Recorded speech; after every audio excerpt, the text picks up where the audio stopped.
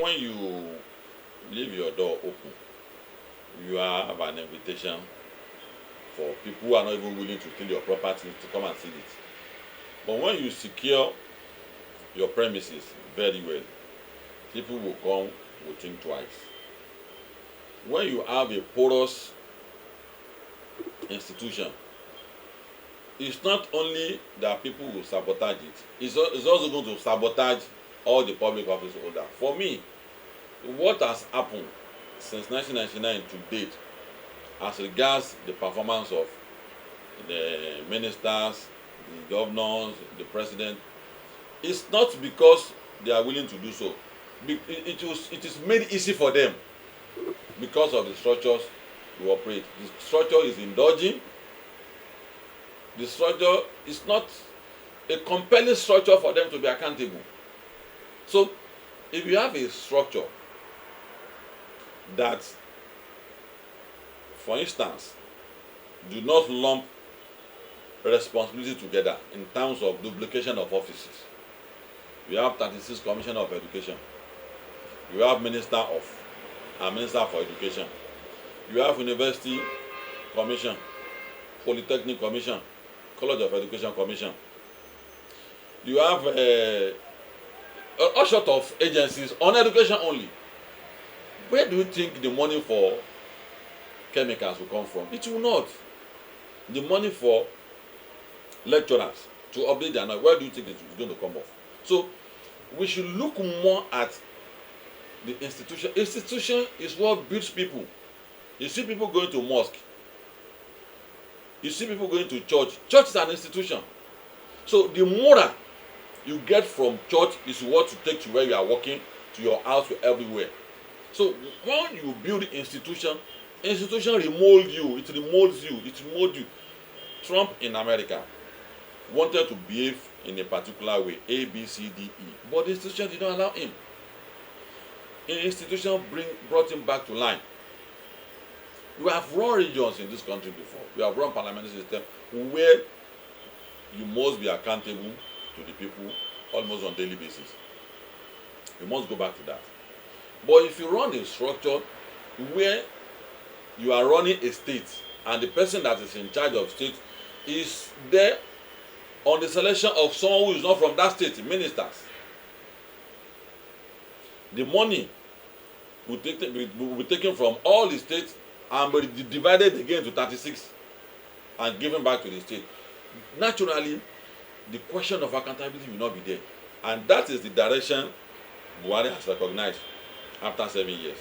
And that was what informed the need for him to devolve power on train system, on power, and on so many other things. So, if you strengthen your institution, it's going to bring out the best of our people. It's going to compel the people to do the right thing. So, I am not bothered about removal of somebody, replacement of somebody. I am bothered about strengthening the institution. If you strengthen your institution, it will be very, very difficult for someone to have access to public funds. When you leave the structure as it is today, it became so porous, and that is the result of what we are having today. Now, the second thing is that it's very, very important for you to know who you are as a nation. Many people started complaining about the loan for students. And the answer is that the backbone of a capitalist economy is a loan system. It's a borrowing system. Anybody that runs capitalist economy in the world and doesn't want to borrow has misunderstood what the concept of capitalism is. Because capitalism, the recurring decimal, is profit. That's why you see people talking about privatization. To eat must come to the decimal of profit. To go to school, it must come to the decimal of profit. So, if you want a sound education, government should not be playing active role in the funding in the capitalist economy. It's a commercial venture. That is the truth about it. But you see intellectuals arguing that why do people, particularly the labor, because I don't understand where you see a labor in a country and refuse to admit that this is a capitalist nation. We read communist theory, we read Marxism, but this is not a Marxist country. This is a capitalist nation. So, and the idea is we need a lot of resources to fund education. There's a challenge in the world today. There's a deficiency of knowledge. And if you must acquire knowledge, it has to do with the resources. And the resources couldn't have only been coming from the government alone. It must also come from payment of acquiring that knowledge. And that's the concept behind Oxford. That is the concept behind all the institutions in the world today that are leading in terms of education. If you have a country that does not train its own young people, it becomes liability. But for your people, you to become an asset, they must be educated. And the world today has kept growing to such an extent that the scope of responsibility is expanding every day, which means in funding education, all of us must play a role. The parents, the government, and the students themselves must play a role. So, and that is the concept behind the funding is in line. I hold the government responsible for misunderstanding the government. I hold Obasanjo's administration responsible. Jonathan Yaradua responsible, the administration about Buhari, and Tinubu must not make that mistake. There needs to be so much education.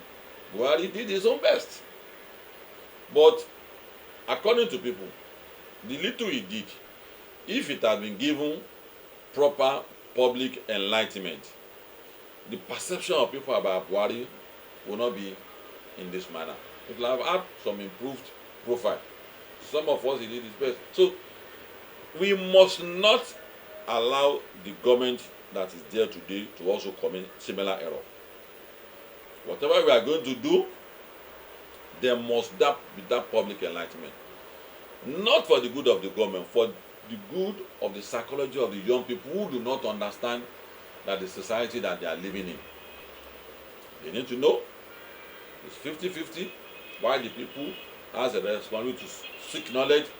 The government must also be willing to also provide that knowledge in terms of enlightenment, so that the loan scheme team, which the government has signed, the president has signed, should be making the headlines of news the following day.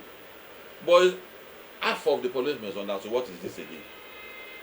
And it's one of the good things that has happened to us in less than a month of his emergence outside the power sector. So these are things that are important. Removing and replacing is necessary. But what is more necessary is the institution itself. The way to build barricade around your institution is not by insisting that the officer will not leave. It's to strengthen the institution. And I'll give you an example. That why must the president be an appointee of an institution that is also a stakeholder? That's INEC. Why must the president be a enforcer of law? These laws are laws that executive, that the judiciary, that the parliament plays with every day. Why must it be the responsibility of a particular arm of government to be the arbiter, the most influential arbiter in terms of appointment? They cannot perform well. And that's why you see day in, day out, our public officers that become compromised because of the weak institution. And I'm giving you numerous examples. You can't be the one that will be responsible for virtually everything about our life. you to be fair in your relationship with those institutions. It's not possible. So, devolution of power is the in thing for us now. Whoever that has misdefined devolution of power as against a particular section of the country should go and read the theory very well again. Is either is an enemy of the people or he has read the theory upside down. Because the surest guarantee for us to prosper in this country is to allow for the state to go at the pace that they want. The country has 4% of the resources of the world. That's huge. There is nothing we produce, we consume in Nigeria that we do not have the raw material for. That's a peculiar advantage. That's a very unique. It makes us unique as a people, as a nation. No nation is as lucky as that. For lazy argument, which people are being pushed that some states may not be able to fend for, and I said no. There should be a window period of 5 to 10 years. That between this window of 5 to 10 years, you must be able to produce your power yourself as a state. You must be able to have your railway system. It's not a one-day project, but a window of 10 years. So what you are collecting as free money from Abuja every month should be plowed into creating an institution that will generate light for your people within the 10 years, window period of 5 to 10 years. You must be able to put your railway system for yourself within 5 to 10 years. You must be able to run your own police system in your own state within 10 years. So, for states who lack the capacity to do that within that window period, should collapse the states, and there's no moral issue about it. You have your own state. What is the essence of a state that is in penury, that is impoverished, in the name of having a state? Collapse it and prosper. That is the case. But that's not the case. The truth of the matter is that states have become indulgent and lazy because of the free money from Abuja. Look at the example of Lagos. Lagos has 25 million people residents, as when I talk today. On 1,171 square kilometers of land, the smallest state in the country. Then why do people still gravitate towards Lagos? It's because of the model that they have adopted. It is not because Lagos was the former capital. It's not because Lagos was bordered by Atlantic Ocean and coastal roads that leads to other countries of the world. It's not. There are states who have peculiar nature with Lagos. The first capital was Olokoba. That is on Atlantic Ocean, as bordered by sea and what Lagos has as Calabar. In content and character, it's similar to Lagos before it comes to Lagos. So, what is responsible for it is the resolve of the people of Lagos. So there must be that resolve, because the era of cap in hand to Abuja, the window is closing. So for state or for people who still have that a strange notion that some states might not survive, better brace up. That window period is closing. Ashwaju, for whom I know, will carry all this exercise. Whoever that is misunderstanding it, he shades with them. That the evolution of power is not anti anybody. There's you buy United Arab Emirates, there's Saudi Arabia. So if you have a fear, you should look at the model in Saudi, look at the model in United Arab Emirates, in Dubai. Why they prosper? It's the institution that they have. They have working strong institution. And that is what every Nigerian should be talking about now. Not road, not is your institution, devolution of power. this is the time that states should get busy to roll up their sleeves and start working. Power is no longer in the hand of the federal government. Private sector should move in, states should brace up, and should not be limited to power. Modular refineries should start growing left and right in Nigeria. States should start having their own modular. The requirement for having a refinery should be simplified by the government. The more refineries you grow, the more you decimate the cabals. You don't know the gravity of the challenge that is staring us in the face in the oil sector. The moment you allow a crime to have an international dimension, that country is in trouble. Oil theft has gotten an international dimension. I listen carefully to what Olokoba said, and it's scary. So the way to demystify them, the way to make them jobless, is what you have said. The first is remove subsidy, then give more people the chance and the opportunity to refine. Create more modular refineries for anybody that keeps creating problems for the solution we are bringing up.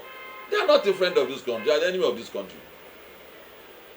If you provide a solution today and Nigerians start looking for, recognize him as the enemy of the state. These are the paths prosperous country in the world follow, and the process. Why must I won't be different?